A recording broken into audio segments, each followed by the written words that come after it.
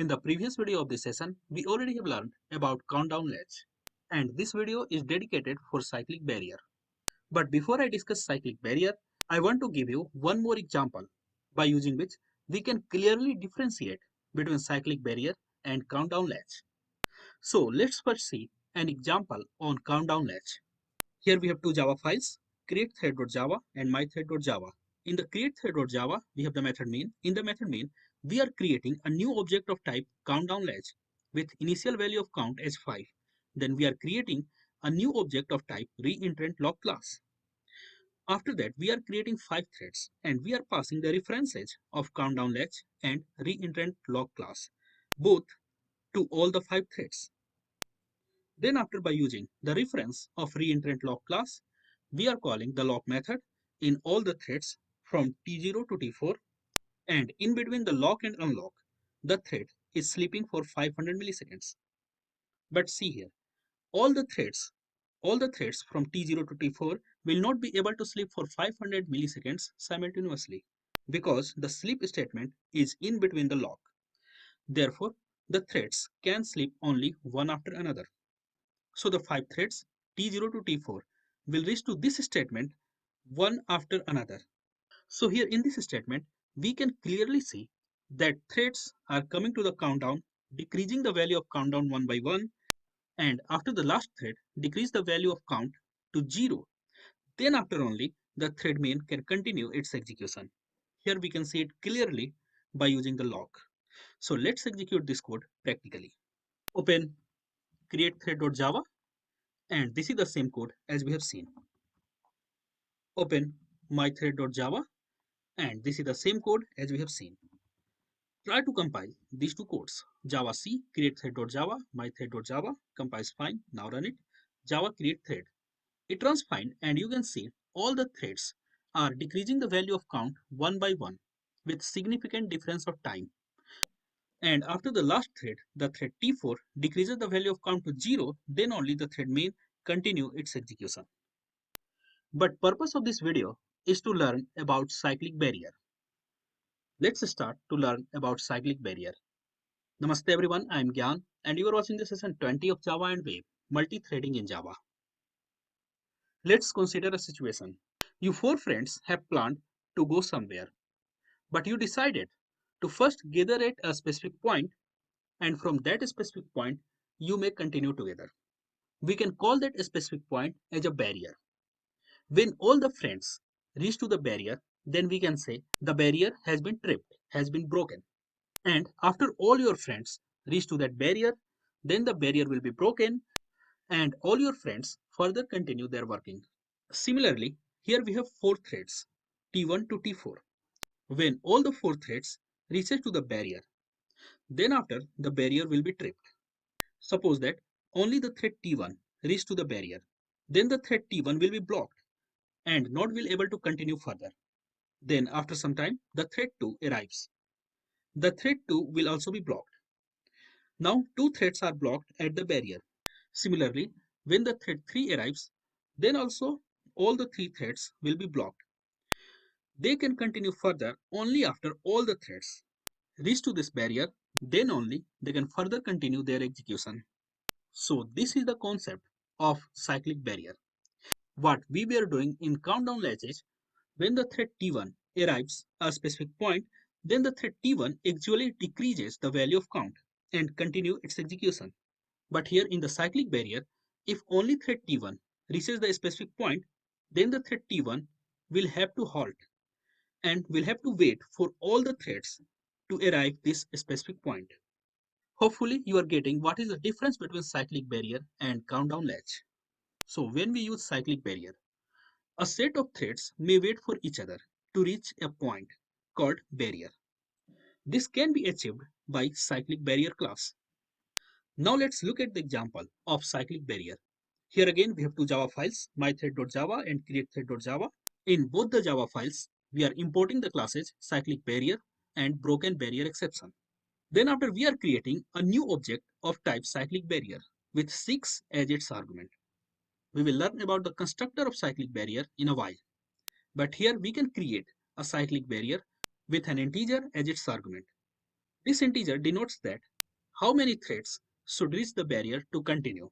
Means if there are less than 6 threads reach to the barrier, then the threads which already reached to the barrier will have to wait for other threads to come.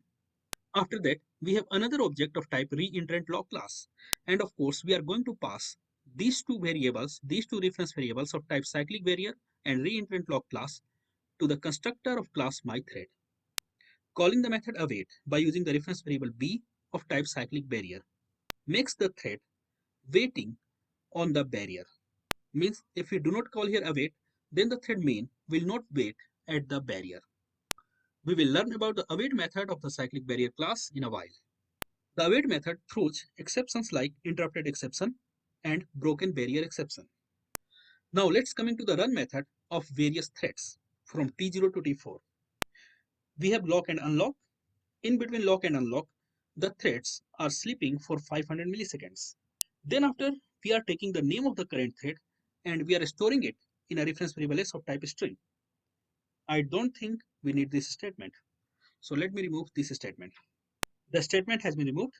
So in between the lock and unlock, the threads are sleeping for 500 milliseconds and the threads cannot sleep together. They can only sleep one by one because the sleep statement is in between the lock. And all the threads are calling the await method. So all the threads are waiting for other 5 threads to come to the barrier. And only after the 6 threads come to the barrier, 5 from this T0 to T4 and 6th one is the thread main. Only after the 6 threads come to the barrier, then only all the threads will continue their further execution together. And finally they print name of the thread and b.getPartage. GetPartage means the number of threads required to break the barrier, number of threads required to trip the barrier. So what the number you pass here as an argument to the cyclic barrier, the getPartage method will return the same number. Let me try to execute this code practically. Open create_thread.java and this is the same code as we have seen. Open mythread.java and this is the same code as we have seen. Try to compile these two codes, Java C, create_thread.java and mythread.java. Now let's execute this code, Java create thread. And you can see all the threads are now waiting. As you have seen, the threads were waited for some time, then all have printed all together. Since all the threads could sleep one by one, so all the threads one by one reached to the barrier. And when the last thread reached to the barrier, then only the barrier gets stripped, gets broken, and all the threads continued their execution. And they did their work to printing what they are printing here. The value of getPartage is 6 for all the threads because this value represents how many threads need to trip the barrier. And that number of threads will always remain constant. And this is the same value which we have passed to the constructor of the cyclic barrier. There are two constructors of the cyclic barrier. The one constructor we already have seen, which accepts integer as its argument, and the other constructor which accepts two arguments, one of type integer and other one of type runnable interface. So what the cyclic barrier constructor does, creates a new cyclic barrier that will trip when the given number of parties, that means threads, are waiting upon it. This constructor does not perform a predefined action when the barrier is tripped and throws illegal argument exception if the value of parties is less than 1. Of course, we need at least one thread to reach at the barrier. There is no sense to reach 0 threads at the barrier. And the second constructor is similar as above, but it executes a barrier action when the barrier is stripped. So after the barrier gets broken, after all the threads reach to the barrier, then you can execute a runnable. Let's try the second constructor of the cyclic barrier. Open create_thread.java and let's change something here. Let's create an object of a class whose name is myBarrierAction. MyBarrierAction MBA. Let's say it in the short MBA is equal to new myBarrierAction. exception. So I'm creating a new class of type myBarrierAction. Of course, I need to define that class. I will define it. And as an argument to the cyclic barrier constructor, I'm passing the reference variable of type myBarrierAction, MBA. Now, let's open mythread.java. And I already have paused this recording and added this class, myBarrierAction, implements runnable, where I have implemented the method run, which prints myBarrierAction. So whenever the barrier gets stripped, gets broken, then the method run of the class myBarrierAction will be executed and will print myBarrierAction. Let's try this code practically. Java C, createThread.java and mythread.java. It compiles fine, now run it. Java, create thread. It runs fine. And as you can see, when the barrier gets broken, gets stripped, the myBarrierAction gets executed. Let me show you an experiment on the cyclic barrier.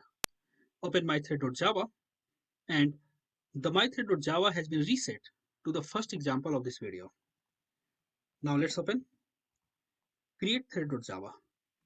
The createThread.java also has been reset to the first example of this video. And we know that the cyclic barrier gets stripped because of the sixth thread, 5 from T0 to T4, and the sixth one is the thread main. What will happen if the six threads wait at the cyclic barrier by calling the wait method, but the cyclic barrier needs only 5 threads to get broken? What will happen then? Let me try to execute this code. Java C, mythread.java and createThread.java. Compiles fine, now run it. Java create thread.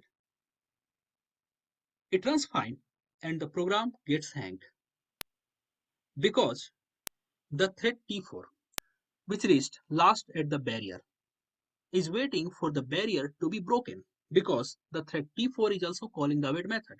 So it is waiting the barrier to be broken. But the barrier has already been broken by the thread T3. So the thread T4 gets hanged and will not finish ever. Let's try another case. Open createThread.java and use here 7 instead of 6.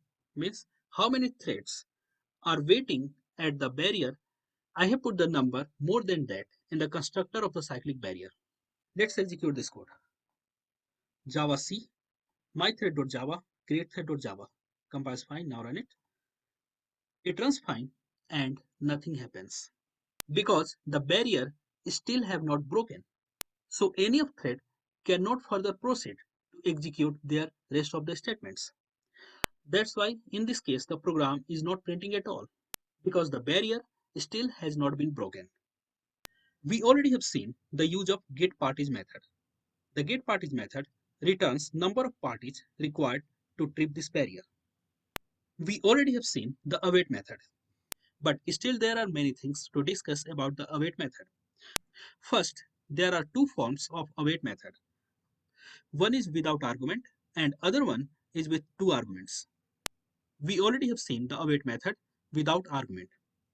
The await method is a public method which returns integer and throws interrupted exception and broken barrier exception. The await method waits until all parties invoked await on this barrier. We already have seen it. If the current thread is not the last one to call await, then it is disabled for thread scheduling and lies in dormant state until one of the following happens. We already have seen if few threads reaches the barrier, but all the threads still have to arrive. Then the threads which already have reached the barrier need to wait for rest of the threads. And the threads will wait in the dormant state until one of the following happens. The last thread arrives, which we already have seen. Some other thread interrupts the current thread.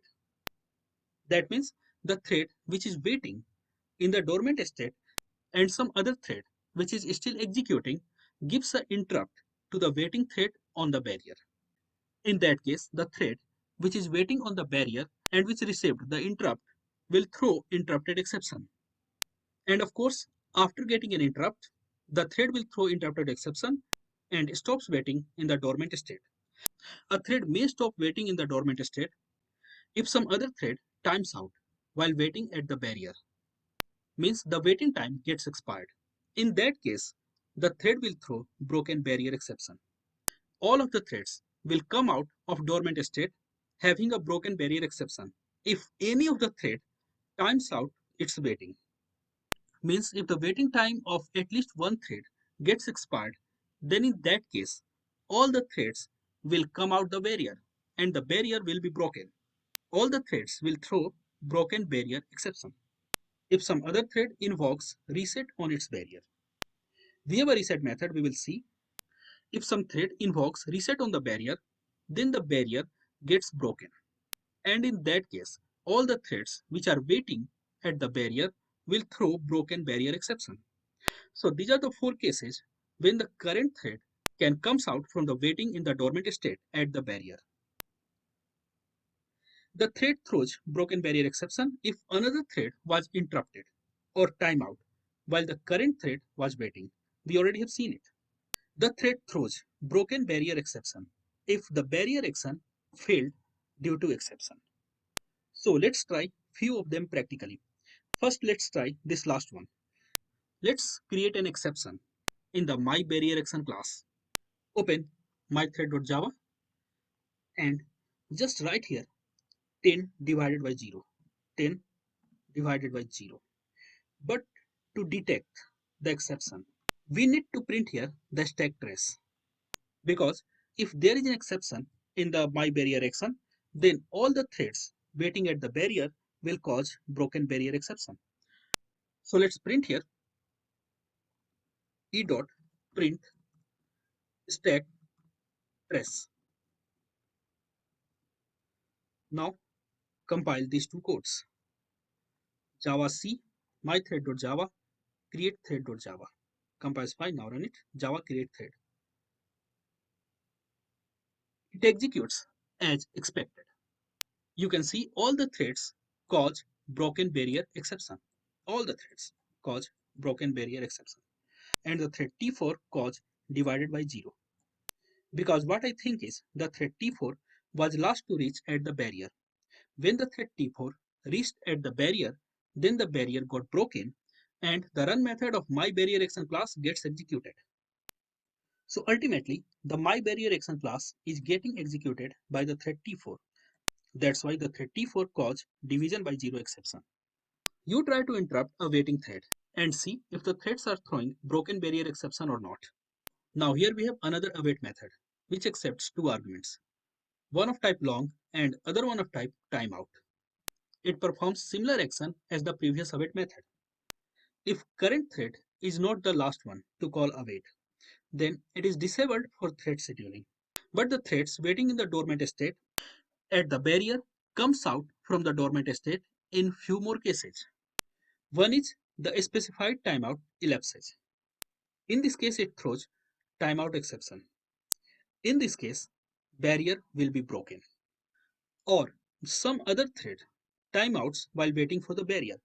That means suppose that we have 5 threads waiting at the barrier and for at least one thread the timeout gets over. Then the barrier will be broken and all the threads will throw broken barrier exception. Let me try this code practically. Open mythread.java and let's remove this 10 divided by 0 statement. Let's remove it. Now let's open create thread.java. And what I want is the thread main should wait at the barrier for at most 100 milliseconds. 100 milliseconds. Time unit dot milliseconds. Try to compile these two codes. Java C mythread.java create thread.java. It throws an error. We need to import the time unit class. So open create thread.java once again and import the time unit class. java.util.concurrent.time unit. Time unit. Try to compile this code. Java C, mythread.java, create thread.java, compiles fine. Oh, since this await method throws one more exception, timeout exception. So this exception also need to be caught. Let's open create thread.java once again, and with interrupted exception and broken barrier exception, we need to provide one more exception class, that is this one, timeout exception. Now compile this code. Hopefully at this time the code will compile fine. No. Oof. Again, we need to import the timeout exception. It would be good if I import java.util.concurrent.string, but importing the classes like that is not good for the learners. They should explicitly see that what the class is I am going to import. So again, here I need to write timeout exception. Now compile it once again. Hopefully it will compile fine. Great, compiles fine. Now execute it. Clear the screen. First clear the screen and then execute it. Java create thread. It executes fine and you can see all the threads have thrown broken barrier exception. The thread main is finishing now because what I am saying, because the timeout exception has been handled here. If I print here e dot print stack trace, then it will print the timeout exception. E dot print stack trace, then the program will print timeout exception. Now compile it once again. Compiles fine, execute it. It executes fine, and at this time you can see the thread main throws timeout exception and other threads throw broken barrier exception. So if one thread at the barrier gets timeout, then the barrier will be broken and all the threads will show the broken barrier exception. This is the reset method. If any thread calls the reset method, then that thread reset the barrier to its initial state. If any parties are currently waiting at the barrier, they will return a broken barrier exception. Let's try this practically. Clear the screen and just use a simple await method. I do not want to use this bigger one. Let's use a simple await method. And of course, we do not need here to handle this timeout exception. Remove it. Now let's compile this code and cross check if everything is executing fine or not. Compiles fine. Now run it. It runs fine. Yes, it runs fine. Now open mythread.java and just call here reset method. Let's call the method reset here. Before await, call the method reset. b.reset. Compile this code once again. Java C, mythread.java, create thread.java, compiles fine. Now run it. It executes fine, and you can see all the threads have thrown broken barrier exception because when they reached, the barrier was not there. If the barrier is broken because of any reason, if there was an exception in barrier action, or if a thread gets an interrupt, or if one thread has finished its waiting time. For any reason, if the barrier gets broken, then isBroken method for that barrier returns true. Let's use isBroken method on cyclic barrier. Let's open create thread.java, and I have changed the code a little bit, but this one is similar as previous. Let's open mythread.java, and here I have made some changes. I have removed the reset method, then I have added isBroken in the system.out.println statement, and I'm calling b.isBroken. Then after I'm causing the broken barrier exception because of this exception in the my barrier action. Now try to compile these two codes. Java C, mythread.java, create thread.java compiles fine. Now run it, Java create thread. It executes fine, and you can see is broken is always true. There is another method called getNumberWaiting. This method returns the number of parties currently waiting at the barrier in the blocked state because of await method call. So hopefully you got all my points. That's all for this video, guys. Don't forget to like and share this video, subscribe my channel on YouTube, like my page on Facebook, and leave your valuable comments in the comment section below. Thanks for watching. See you in the next video.